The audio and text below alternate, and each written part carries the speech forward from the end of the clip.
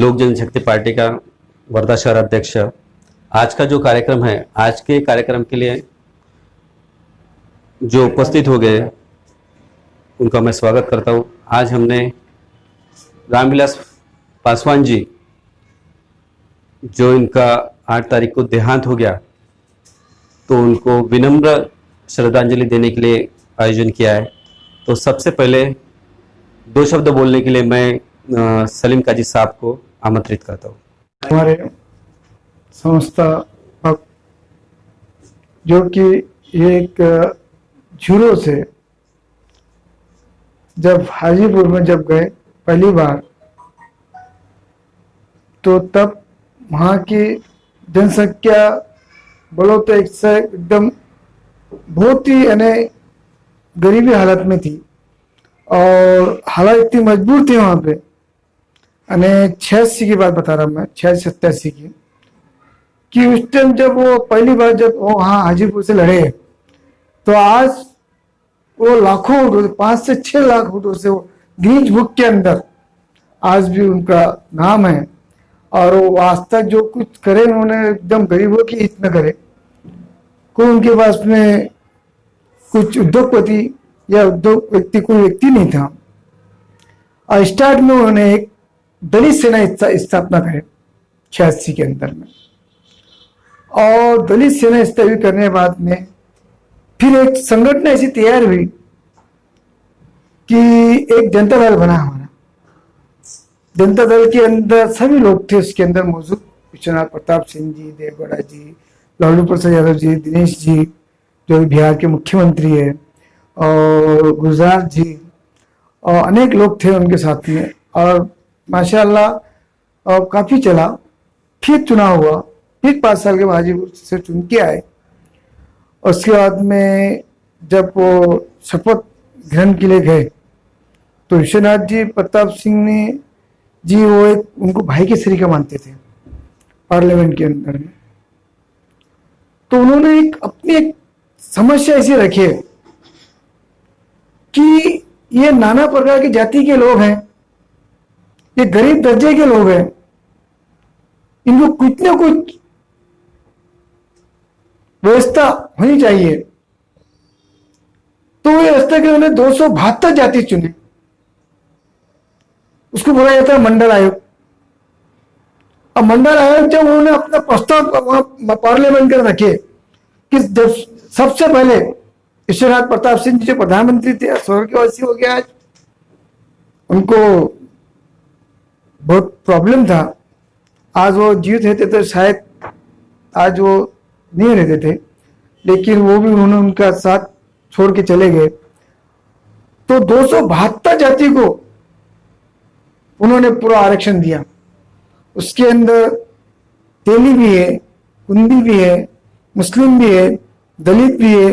दलित में 2 प्रकार के होते हैं, एक महान शब्द होता है, एक बौद्ध शब्द होता है उसके अंदर। कंगारू यहाँ बैठे मर्जी है।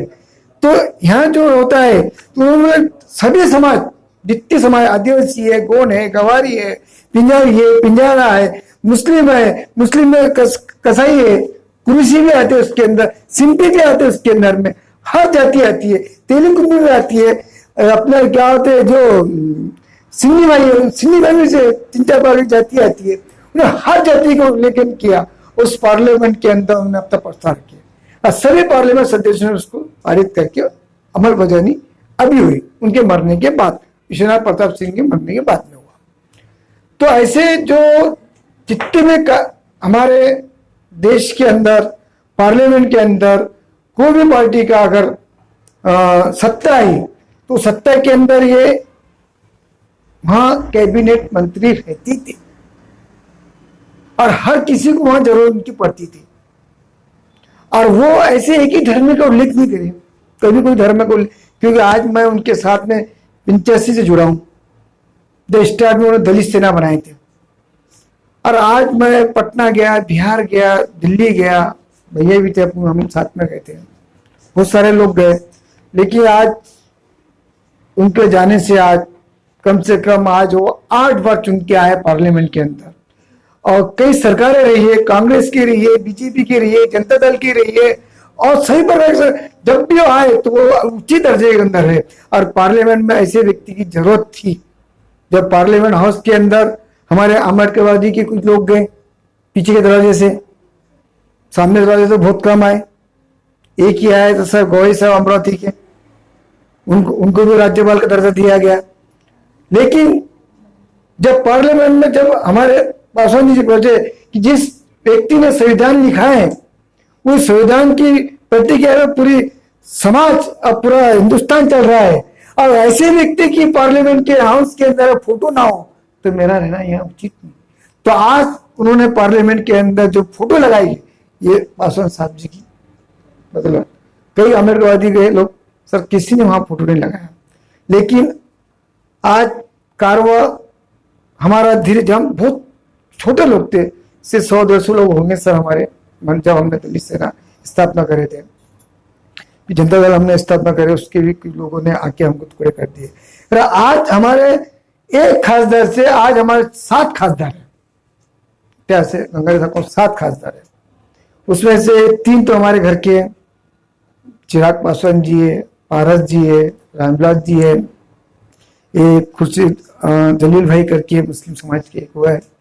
और ऐसे व्यक्ति हमारे परिवार से हमारे बीच चले गया तो हमें बहुत दुख हुआ। ये 8 तारीख को सलाम चैनल मैंने चालू किया तो एकदम पहली न्यूज उस चैनल पे आई है, बाकी बाद में कोई चैनल पे नहीं। तो हताश हो गया एकदम, मैं हताश हो गया। मैं सभी अपने दोस्त भाई को फोन करने लगा, फिर आधे घंटे अब सब चैनलों पर ये आई तो देखा कि ऐसे इसमें फिर हम कल एक नागपुर में प्रोग्राम करें, हिंगनाडे प्रोग्राम करें, यहाँ हमने प्रोग्राम अटेंड किए। ऐसे व्यक्ति हमारे पास से चले जाना एक बहुत यानी ऐसा होगा कि हमारा एक पिता के रूप में, बाप के रूप में था वो। सब परिवार सब कार्यकर्ता साथ में लेके चलते थे। आज मैं उनके शरण में अपने श्रद्धांजलि अर्पित करता हूँ कि जो कुछ हमारे संस्था वक्त में जो उनके चिराग पासवान जी जो है उन जो ये सब पूरे कारवा को साथ में लेके चले और आगे ऐसी हमारे गरीब जो हर एक समाज में जो लोग हैं उनकी साथ में लेके आगे ये कारवा को बढ़ाए। ऐसा होते अपने फुले शाह अम्बेडकर विचारधारा ऑनलाइन रजिस्टर्ड राष्ट्रीय संघ के राष्ट्रीय अध्यक्ष श्री जनार्दन मुन गुरु जी, महासचिव वर्धा जिला अध्यक्ष मोहम्मद आशिक, मैं पासवान साहब को श्रद्धांजलि देने के लिए आए हूँ और हमारे संगठन के माध्यम से पासवान साहब को हम श्रद्धांजलि दे रहे हैं। अब आपको ये बात समझ में आ रही होंगी कि राष्ट्रीय स्वयं संघ की ये जो संगठन है तो ये संगठन एक अपना मोहन भागवत साहब की है जो गैर संवैधानिक है। आज हमारे देश में अगर हमको कोई भी काम करना या ड्राइविंग करना है तो उसके लिए लाइसेंस चाहिए, दुकान चलाना है तो शॉपिंग का लाइसेंस चाहिए, जरा सी बात से हमको लीगल प्रोसीजर से जाना पड़ता है। पर ये जो मोहन भागवत की जो आरएसएस है इसको आज तक का रजिस्ट्रेशन नहीं है। और जो हमारी फुले शाह अम्बेडकर विचारधारा है ऑनलाइन रजिस्टर्ड, ये रजिस्टर्ड है। मोहन भागवत की जो संघ परिवार है बहुत पुराना है और फुले शाह अम्बेडकर विचारधारा कुछ ही साल पहले रजिस्ट्रेशन हुआ है। हमारे संवैधानिक देश में जब हर चीज के लिए हमको कानून व्यवस्था के साथ चलना पड़ता है, संविधान से चलना पड़ता है, तो ये जो मोहन भागवत की जो आरएसएस है ये गैर संवैधानिक आज तक हमारे देश में कैसी चल रही है, ये हमको सोचना चाहिए। और इस पे सबने हमारे भारत के नागरिकों ने बात रखना चाहिए कि ऐसा क्यों है और सरकारें इस पे क्यों एक्शन नहीं ले रही, जबकि उल्टा सरकार इसको सपोर्ट में लेके काम कर रही है। तो मेरे सबसे अपने भारत के नागरिकों से निवेदन है कि भाई इस पे आप हर अपने संगठन के माध्यम से, पार्टी के माध्यम से इस बात को रखें और इस बात को उठाएं। धन्यवाद। माननीय केंद्रीय मंत्री रामविलास पासवान यांच्या श्रद्धांजलीनिमित्त हा कार्यक्रम आज वर्धा येथे मुख्य कार्यालयामध्ये घेत आहे. त्या प्रित्यार्थ आज इथं उपस्थित असलेले कार्यकारी अध्यक्ष सलीमुद्दीन काजी आणि प्रमुख अतिथी पाहुणे इथं उपस्थित असल्यामुळे आज मी ज्या गोष्टीवर बोलत आहोत त्या गोष्टीवर रामविलास पासवानजींनी आज 40 वर्षाच्या कारकिर्दीत राजनीतीमध्ये या कॅबिनेट मंत्रिमध्ये दोनदा ते केंद्रीय मंत्री राहून चुकले आहे आणि आता त्या परिस्थितीही त्यांनी गोरगरिबाकडे सर्वच वाटाघाटी त्यांनी करून दाखविले आहे. आता आमचे असेच म्हणणे आहे की रामविलास पासवान पंचतत्वात विलीन झाल्यानंतरही त्यांचे चिरंजीव चिराग पासवान यांच्या खांद्याशी खांदे लावून आम्ही सहकार्य करावं असं आमचंही विचार आहे. आम्ही असंही समोर करू असं आमचं विचार. आज बिहार, उत्तर प्रदेश म्हणजे त्या ठिकाणी जरी केलेले आहे पण महाराष्ट्रातही अग्रेसर व्हावं असं आमचा विचार आहे. आम्ही ह्याच हेतून आज आम्ही श्रद्धांजली देऊन आम्ही अदक त्याचे अभिवादन करतो. एवढंच बोलून मी कन्हैयालाल हेमनानी तालुका अध्यक्ष हिंगनघाट श्री रामविलास पासवान जी को अपनी तरफ से श्रद्धांजलि अर्पित करके 2 शब्द ये कहना चाह रहा हूँ. वैसे उस महान व्यक्ति के लिए शब्द बोलना यानी शब्दों का अपमान करना है. इन्होंने अपनी नौजवानीपन में वकालत पास की. वकालत पास करने के बाद में उन्हें डीएसपी का भी नियुक्ति पत्र मिला. इन्होंने इन सबको ठुकरा के अपने गरीब जनता लोग के साथ में खड़े होके हर जनता के साथ में उन्होंने जो सहयोग दिया, इन्हें कोई भी पक्ष कमजोर नहीं समझता था. हर पक्ष उसका मान सम्मान करके अपने साथ में उसको लेता था. चाहे भाजपा हो, चाहे कांग्रेसवादी हो, चाहे जनता दल हो या कोई भी दल हो, किसी ने भी इन्हें रामविलास पासवान जी को कमजोर नजरों से नहीं देखा. अगर चाहता तो पीएम भी बन सकता था, लेकिन उन्होंने अपनी श्रद्धा और अपने इससे अपने आप को थोड़ा पीछे रह के हर जब भी चुनाव हुए हर चुनाव में उन्हें मंत्री पद मिला ही मिला और गरीबों की सेवा में उनका पूरा जीवन चला. मैं ऐसे आदर्श व्यक्ति को ज्यादा बोलना यानी शब्दों का अपमान करना है, इसको श्रद्धांजलि अर्पित करके मैं अपने 2 शब्द हमारे भाई अमर पुसाटे साहब जो लोक जनशक्ति पार्टी से के जिला अध्यक्ष है और शहर अध्यक्ष है और उनके हमारे जो रामविलास पासवान साहब जो हमारे फुले शाह अम्बेडकर विचारधारा के एक आइडियल व्यक्तिमत्व जो बताने की बात ऐसी है कि एक युवा से लेके आज तक कोई दलित, आदिवासी, बहुजन या पूरा बहुजन वर्ग जिनके लिए उन्होंने पार्लियामेंट में हर सरकार के इस पर खुद के बदौलत बिना किसी के उबड़ी बोले तो सपोर्ट जैसे कुछ रहते हैं कि बगैर अपने करियर से जाते हुए कॉपीराइट मैरिज से जाकर अपना अस्तित्व बनाते हैं.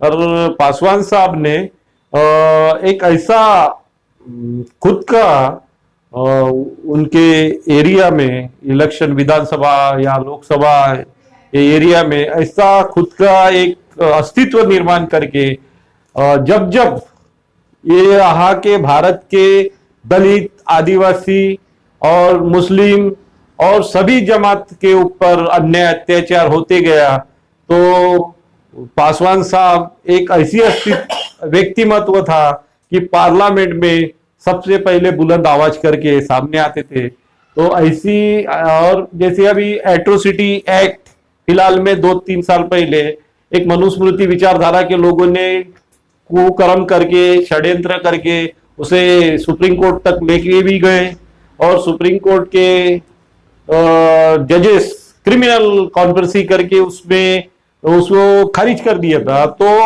हमारे पहला आवाज उठाने वाले पासवान साहब, इन्होंने एट्रोसिटी, जैसे अभी बहुत सारे लोग बोलते हैं कि एक फैसिज्म सिस्टम चल रहा है, उस फैसिज्म में भी एक अनोखा, मैं एक किताब पढ़ा था दया पवार साहब की, जिन्होंने शाहू महाराज की एक किताब हमें मिली थी। उस किताब में शाहू महाराज ने अंग्रेज के जमाने में बहुत सारे लोग थे, तिलक थे, ये अंग्रेजों के गुलाम, अंग्रेजों के मुखबिर, अंग्रेजों के दलाल, ऐसी शाहू महाराज के ऊपर बहुत सारी बात बोलते थे। पर शाहू महाराज एक व्यक्तिमत्व थे कि शाहू महाराज ने अंग्रेजों के साथ में मिल के अपने दलित आदिवासी बहुजनों का विकास के लिए आरक्षित समायोजन करके एक अच्छा सबसे बेस्ट राजकीय जनमत दिखा के एक आइडियल राजा बन के गए। उसी तरह से हमारे रामविलास पासवान साहब ने पार्लियामेंट में एट्रोसिटी एक्ट को फिर से रिपेयर करके इतना मजबूत और सक्षम बनाया। पर बात ऐसी है कि उसको इस्तेमाल करने वाली व्यवस्था है वो उसको यूज होने से रोकती है, और दलितों के ऊपर आज भी देखे तो दलित आदिवासी और मुस्लिमों के पे अन्याय होता है। इसलिए होता है कि यहाँ का जो सिस्टम बनाया गया है उस सिस्टम के ऊपर अभी अपने को फोकस करने की बात है।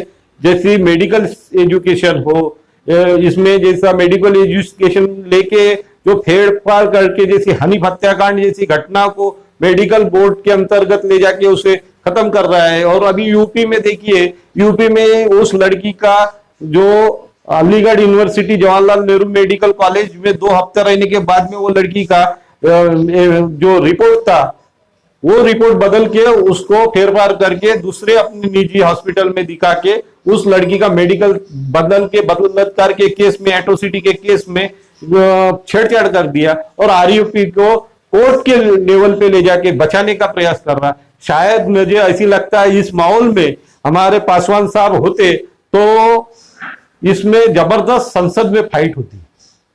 ऐसी महान हस्ती को आज मैं त्रिवेंद्र नमन बुद्धिस्ट नमन करता हूं और श्रद्धांजलि देता हूं।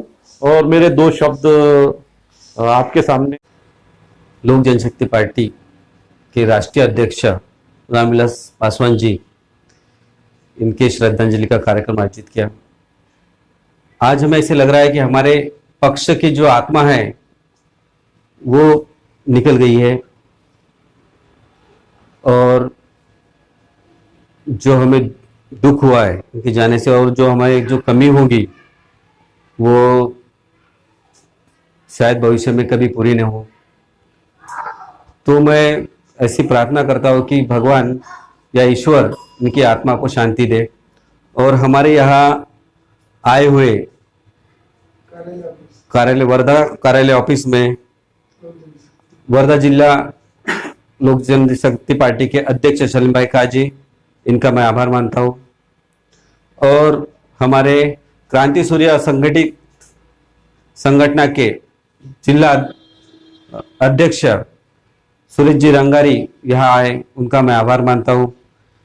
साथ ही ऑनलाइन रजिस्ट्रेशन आरएसएस संघ के महासचिव आशिफ भाई शेख यहाँ आए, इनका मैं आभार मानता हूँ। रुबीना कुरैशी महिला जिला अध्यक्ष, इनका मैं आभार मानता हूँ। कन्हैयालाल नेभवानी जी, हेमनानी जी, इनका मैं आभार मानता हूँ। और प्रशांत पाटिल और साथ में हमारे सदस्य नितिन पाटिल और दिनेश टेमुरने जी यहाँ पर उपस्थित हुए। प्रमोद दिग्विकर, इनका मैं आभार मानता हूँ। और यह बोलकर मैं आज का कार्यक्रम समाप्त करता हूँ।